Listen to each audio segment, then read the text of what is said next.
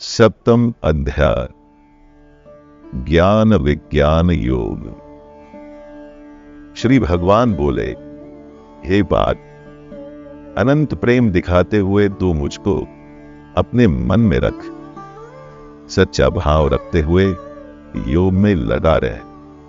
अब मैं तुझे विभूति, बल, ऐश्वर्य आदि गुणों से युक्त तेरे अपने ही आत्मरूप के बारे में बताऊंगा, ताकि तू मेरे बारे में कोई संशय न रखे। ये वो ज्ञान है जिसको जानने के बाद संसार में फिर और भी कुछ जानने योग्य शेष नहीं रह जाता। कितने ही लोग दुनिया में पूजा पाठ करते हैं, परंतु हजारों मनुष्यों में कोई वेला ही होता है जो मुझे प्राप्त करने के लिए यत्न करता है, और उन यत्न करने वाले योगियों में कोई एक मेरे परायण होकर मुझको तत्व से अर्थात यथार्थ रूप से जानता है। कृष्ण सबसे पहले अपनी स्वयं की प्रकृति के बारे में बता रहे हैं। वो कहते हैं कि पृथ्वी, जल, अग्नि, वायु, आकाश, मन, बुद्धि और अहंकार, ये 8 प्रकार से विभाजित मेरी ही प्रकृति है। कृष्ण आगे कहते हैं कि ये 8 प्रकार के भेदों वाली अपरा अर्थात मेरी जड़ प्रकृति है, और हे महाबाहो, इससे दूसरी को जिससे ये संपूर्ण जगत धारण किया जाता है, उसे मेरी जीव रूपा परा अर्थात चेतन प्रकृति जान। हे अर्जुन, तू ऐसा समझ के संपूर्ण भूत इन दोनों प्रकृतियों से उत्पन्न होने वाला है, और मैं संपूर्ण जगत का प्रभाव तथा प्रलय हूं, अर्थात संपूर्ण जगत का मूल कारण मैं ही हूं। ये धनंजय, मुझसे भिन्न दूसरा कोई भी परम कारण नहीं है। यह संपूर्ण जगत सूत्र में मुझसे ही बंधा हुआ है, मुझ में ही गुथा हुआ है। हे अर्जुन, मैं जल में रस हूं, चंद्रमा और सूर्य में कृष्ण प्रकाश है, संपूर्ण वेदों में ओंकार भी मैं ही हूं, आकाश में कृष्ण शब्द है, और पुरुषों में कृष्ण उनका पुरुषत्व है। पृथ्वी में पवित्र गंध हो, अग्नि में मैं तेज हूं, संपूर्ण भूतों में उनका जीवन है, और तपस्वियों में वो तप है। कृष्ण अपने असली रूप की एक एक परत धीरे धीरे खोल रहे हैं। वे आगे कहते हैं, हे अर्जुन, तू संपूर्ण भूतों का सनातन बीज मुझको ही जान ले। मैं बुद्धिमानों की बुद्धि और तेजस्वियों का तेज हूं। हे भरत श्रेष्ठ, मैं बलवानों का आसक्ति और कामनाओं से रहित बल अर्थात सामर्थ्य हूं, और सब भूतों में धर्म के अनुकूल अर्थात शास्त्र के अनुकूल काम जो है ना, वो भी कृष्ण है। जो सत्व गुण से उत्पन्न होने वाले भाव है और जो रजोगुण से होने वाले भाव है, उन सबको तू मुझसे ही होने वाले हैं ऐसा जान ले, परंतु वास्तव में उनमें मैं और वे मुझ में नहीं है। जो कोई भी काम होता है वो या तो सात्विक, राजसिक या तामसिक होता है।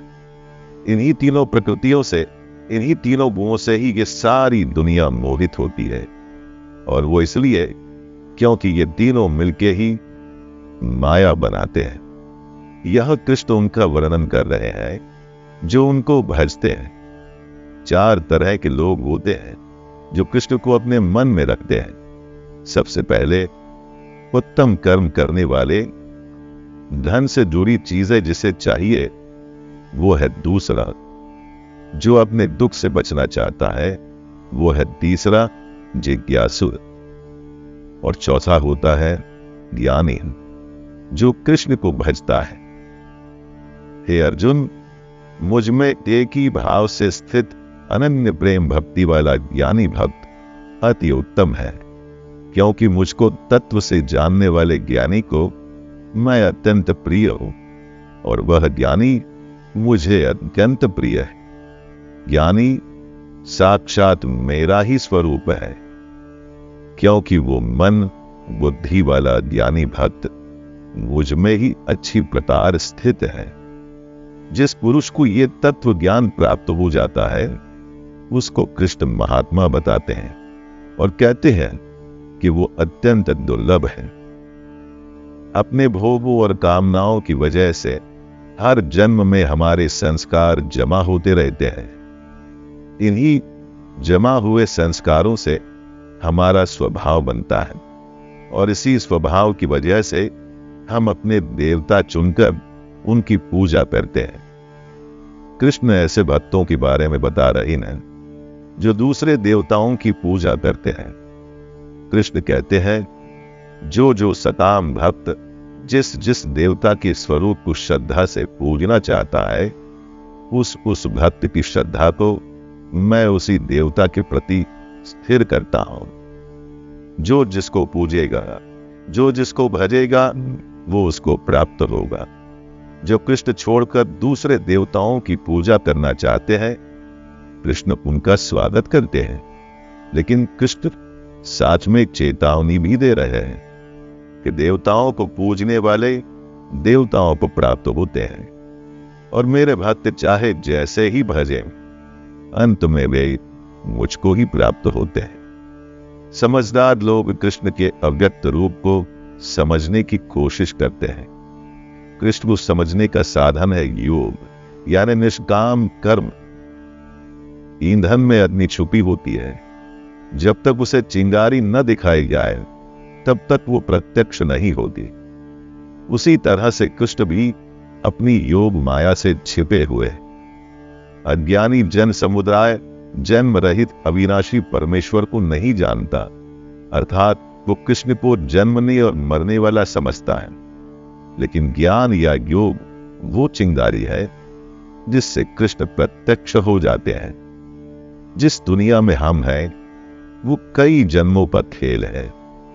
हम पहले भी थे और आगे भी रहेंगे। इस बारे में कृष्ण कहते हैं, अर्जुन, बीते हुए समय में, वर्तमान में और आगे होने वाले सब समय को मैं जानता हूं, परंतु मुझको कोई भी श्रद्धा भक्ति रहित पुरुष नहीं जानता। ऐसी क्या वजह है कि कोई भी कृष्ण के असली स्वरूप को जान नहीं पाता? वो इसलिए कि हम में से हर किसी में इच्छा और द्वेष से उत्पन्न मोह मौजूद है। ये मोह ही हमें अज्ञानी बनाता है। किसी से प्यार, किसी से झगड़ा, किसी का बुरा चाहना या किसी के लिए सब कुछ कर देना, इच्छा और द्वेष के यही तो सारे खेल होते हैं।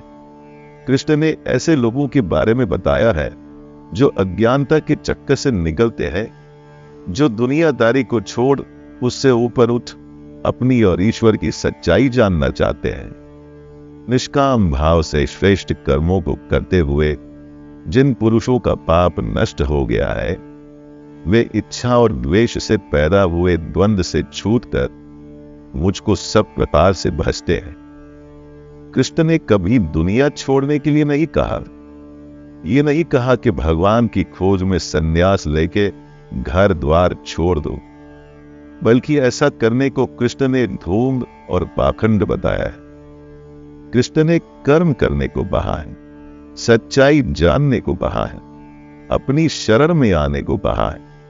वो कहते हैं, जो मेरी शरण में आकर जन्म और मरण से छूटने के लिए यत्न करते हैं वे पुरुष उस ब्रह्म को, संपूर्ण अध्यात्म को, संपूर्ण कर्म को जानते हैं। जो मोहग्रस्त है वो कृष्ण को नहीं जानता। जिसमें इच्छा द्वेष है वो कृष्ण को नहीं जानता, क्योंकि जहां मोह होगा वह कृष्ण हो ही नहीं सकते। जो कृष्ण के मनुष्य शरीर में विश्वास करता है वो कृष्ण को नहीं जानता। जो सब जीवों में कृष्ण को देखते हैं, जो निर्जीव में भी कृष्ण को देखते हैं, जो सबकी आत्मा में कृष्ण देखते हैं, जो ये जानते हैं कि कृष्ण हमेशा थे और हमेशा रहेंगे, ऐसे युक्त चित्त वाले पुरुष कृष्ण को जानते हैं और कृष्ण को ही प्राप्त भी हो जाते हैं। जय श्री कृष्ण।